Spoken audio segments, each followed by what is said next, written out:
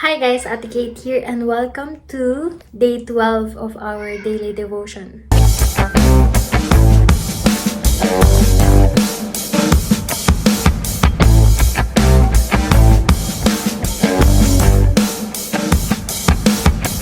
Let's pray.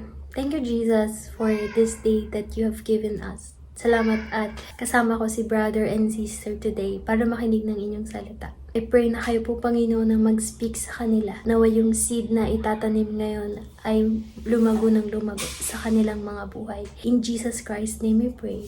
Amen. We're gonna talk about Luke chapter 1 verse 45. It says here, "And blessed is she that believed, for there shall be a performance of those things which were told her from the Lord." You are so blessed because you believe in the Lord. The story of Mary na bumisita kay Elizabeth. Ang kanyang pinagbubuntis si Jesus, si Elizabeth ay pinagbubuntis si John the Baptist. It says here, Elizabeth could feel anointing that comes from Mary. Na kung binati ni Mary si Elizabeth, naramdaman niya yung anointing ng Panginoon. Hindi lang siya, kundi yung mismong baby na nasa loob niya. Sabi niya, "Kinig ng tinig ng iyong bati, lumukso sa tuwa ang sanggol sa aking tiyan." Wow! Sabi niya, "At mapalad ang babaeng sumasampalataya sapagkat matutupad ang mga bagay na nasa kanya'y sinabi ng Panginoon." Thank God because He chose Mary to deliver Jesus Christ.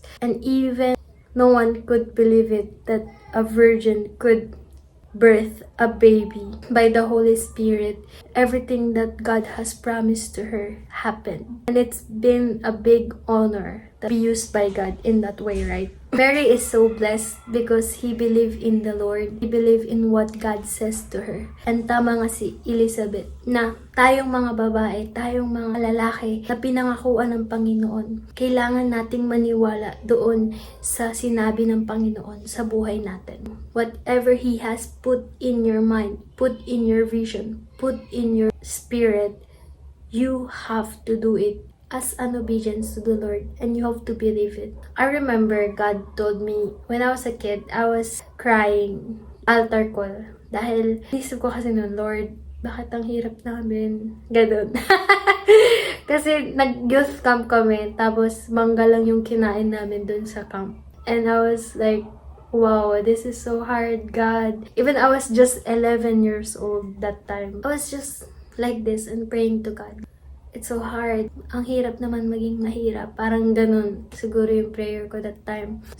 Then suddenly, the pastor held my hand and whispered to me. Sabi niya, "Hindi ka hahayaan ng Panginoon na maging mahirap." I was like, I didn't say it out loud. Paano niya nalaman na yun yung sinasabi ko kay Lord? Pinagpipray ko kay Lord. It was really amazing how God can use someone to answer your prayer. Sana all. Gusto ko din maging ganong anointed na tao. Pero I'm not there yet. I cried to the Lord. Like, I was really amazed by the word of the Lord. I will believe what you have said to me, God. And I will always hold on to your promises.